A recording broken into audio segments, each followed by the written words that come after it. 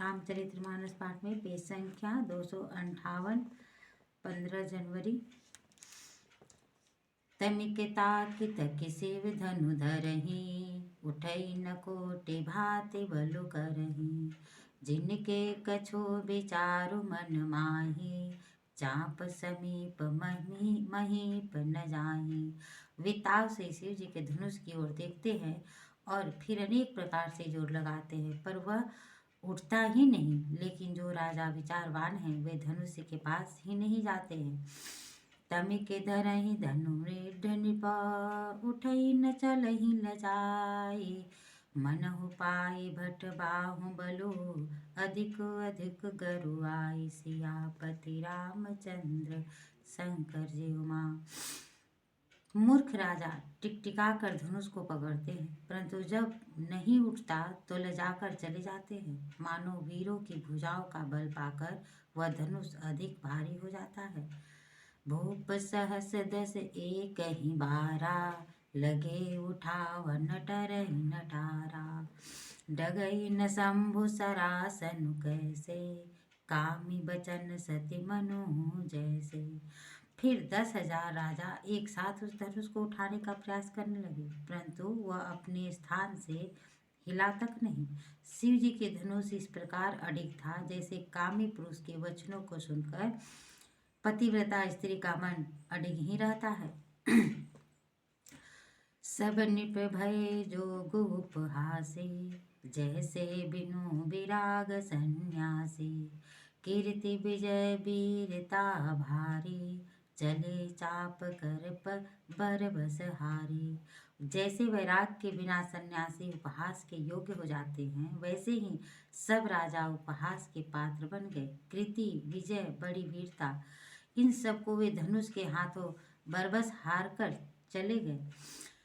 श्रीहत भय हार ही राजा, बैठे निज निज जाई समाजा। निपन बिलो के जनक अकुलाने, बोले बचन रोष जनुसाने।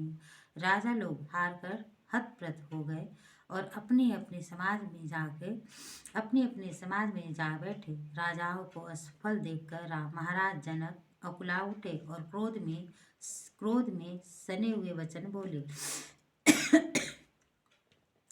दीप दीप के भूपति नाना, आए सुनी हम जो पन उठाना।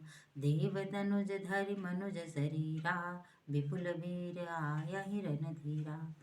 मैंने जो प्रण ठाना था उसे सुनकर दीप दीप से अनेक राजा, देवता और दैत्य भी मनुष्य का शरीर धारण करके आए, तथा अन्य अनेक रणधीर वीर भी आए हैं। कुंवरी मनोहर विजय बड़ी, कीर्ति अति कमनी। पावनिहार बिरंचि जनु, रचऊ न धनु दमनी। सियापति रामचंद्र शंकर जी उमा। परंतु धनुष को तोड़कर मनोहर कन्या विजय और कीर्ति को पाने वाला मानो ब्रह्मा ने रचा ही नहीं है। कहूँ काहियहु लाभुन भावा, काहुन शंकर चाप चढ़ावा। रहु चढ़ाऊ बतोरब भाई, तिलु भरि भूमि न सकहीं चढ़ाई। यह लाभ किसे अच्छा नहीं लगता, परंतु किसी ने भी शंकर जी का धनुष नहीं चढ़ा सका। चढ़ाना और तोड़ना के दूर की बात, कोई तिल भर उसे भूमि से डिगा भी नहीं सकता था। अब जनि को माँ के भट मानी, वीर विहीन मही मह जानी। तजहु आस निज निज गृह जाहूँ, लिखा न विधि विदेहि विवाहु। अब कोई वीर अभिमानी क्रोधित ना हो, मैंने जान लिया, पृथ्वी वीरों से रिक्त हो गई है। अब आप लोग आशा छोड़कर अपने अपने घर को जाओ। ब्रह्मा ने सीता के विवाह लिखा ही नहीं है। स्वीकृति जाई जो पनु परिहरहूँ, कुंवरी कुंवारी रहूँ काह करहूँ। जो जन तेऊ बेनु भट भूमि भाई, तो पनु करी होते हूँ न हसाई। यदि प्रण छोड़ता हूँ, ऐसा जनक जी कहते हैं कि यदि मैं प्रण छोड़ता हूँ तो मेरा पुण्य नष्ट होता है। इसलिए क्या करूं, कन्याकुमारी ही रहे। यदि मैं जानता कि पृथ्वी वीरों से शून्य है, विहीन है, तो मैं प्रण करने की उपहास का पात्र बनता ही नहीं। जनक बचन सुनि सब नर नारी, देखि जान कहि भयहि दुखारी। माखे लखन कुटिल भय भोहे, रथपट फरकत नयन दिसोहे।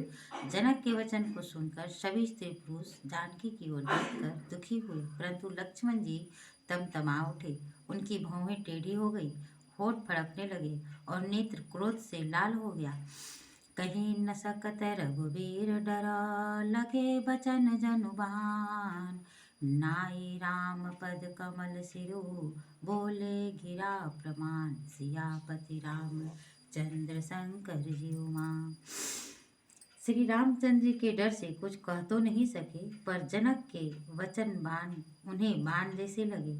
जब ना रह सके तो प्रभु रामचंद्र जी के चरण कमलों में सिर नवाकर वे बोले, रघुवंशी महु जहाँ कहो होई, तही समाज यस कहि न कोई। कहीं जनक जैसी अनुचित बानी, विद्यमान रघुकुल मनि जानी। रघुवंशियों में कोई भी जहाँ होता है वहाँ ऐसे वचन कोई नहीं कहता, जैसे अनुचित वचन रघुकुल शिरोमणि श्री रामचंद्र जी को उपस्थित जानते हुए भी जनक जी ने कहे हैं। सुनहु भानुकुल पंकज भानु, कहूँ सुभाव न कछु अभिमानु। जो तुम्हारी अनुशासन पाऊँ, कंदुकेव ब्रह्मांड उठाऊँ।